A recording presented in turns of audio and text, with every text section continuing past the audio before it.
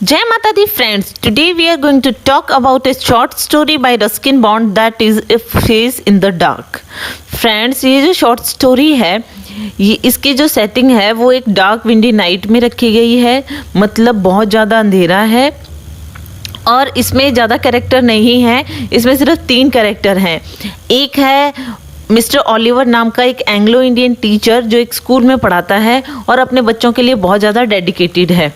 दूसरा कैरेक्टर एक बॉय जो इसे फॉरेस्ट में मिलता है और एक वॉचमैन।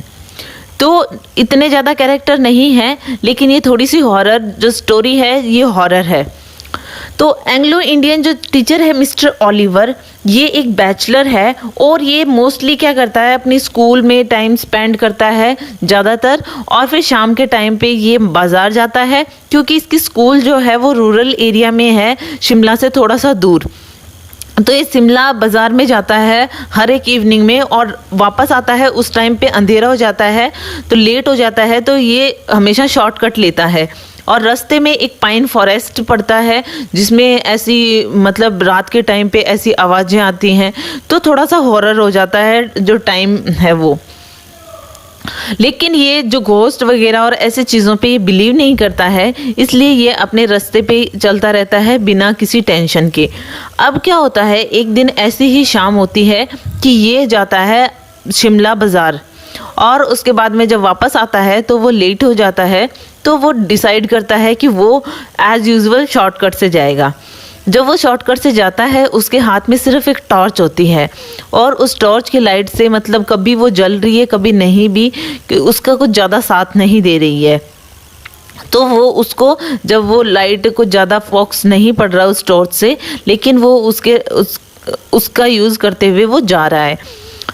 आगे जाते हुए वो क्या देखता है कि एक रॉक पे एक लड़का बैठा हुआ है बिल्कुल अकेला, और वो एक रॉक पे बैठे बैठे वो रो रहा है। सिर्फ सोबिंग की आवाज़ आ रही है, अपना हेड डाउन किए हुए है, अपने जो हैंड्स हैं वो अपने फेस पे लगाए हुए हैं और बिल्कुल नीचे की तरफ झुका हुआ है। ओलिवर जो है वो उसकी आवाज़ सुनता है।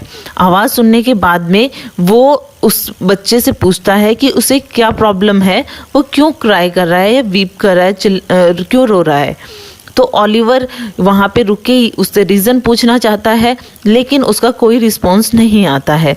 क्योंकि ओलिवर इसलिए भी पूछता है क्योंकि वो एक स्टूडेंट सा लगता है, साथ ही साथ में ये भी होता है कि इतना मतलब एक बॉय, इतना यंग बॉय इस टाइम पे फॉरेस्ट में क्या कर रहा है।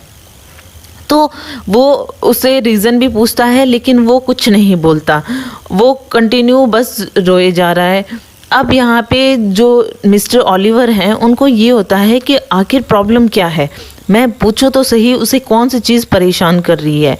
तो वो उस बच्चे के पास में जाता है और अगेन अपना जो क्वेश्चन है वो रिपीट करता है। तो उसके पास जाने के बाद में बॉय जो है अपना फेस लिफ्ट करता है और ओलिवर अपने टॉर्च की लाइट उस बॉय के फेस पे डालता है। तो वो क्या देखता है, ओलिवर एकदम शॉक्ड रह जाता है। क्यों जो बॉय था उसका फेस कुछ ऐसा था कि जिसके ना माउथ ना नोज ईयर्स कुछ भी नहीं था, मतलब the face has no features.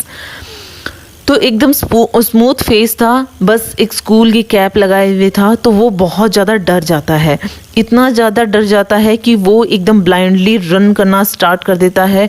Mister Oliver दौड़ते रहते हैं और उसके हाथ से वो टॉर्च भी गिर जाती है।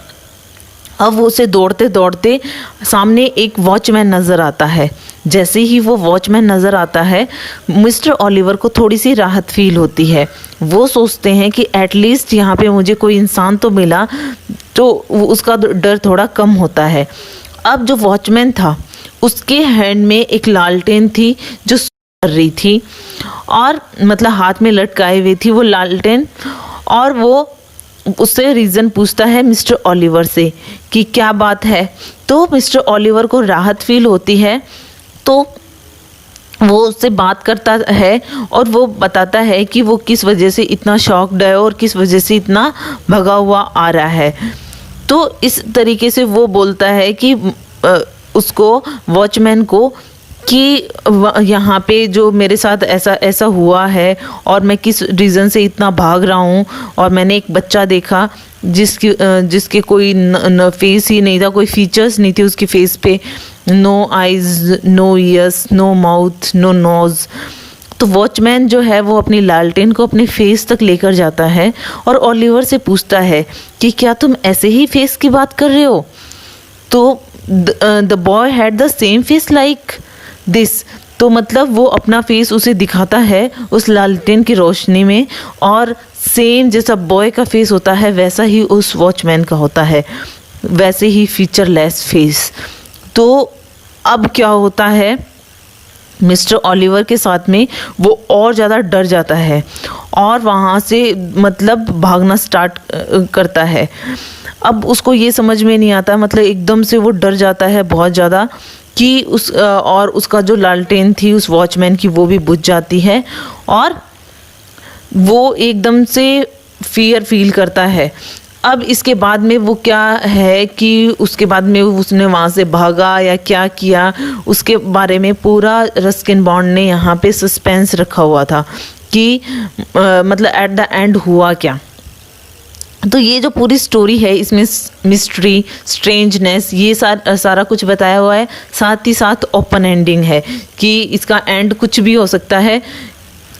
ऐसी सिचुएशन में मिस्टर ओलिवर ने क्या किया होगा ये रीडर्स पे छोड़ा हुआ है। तो इसमें ये सारी चीज़ें बताते हुए कि किस तरह से हॉरर, सरप्राइज़ और इन सब चीज़ों को बताते हुए बहुत अच्छा रस्किन बॉन्ड ने इस स्टोरी को बताया है।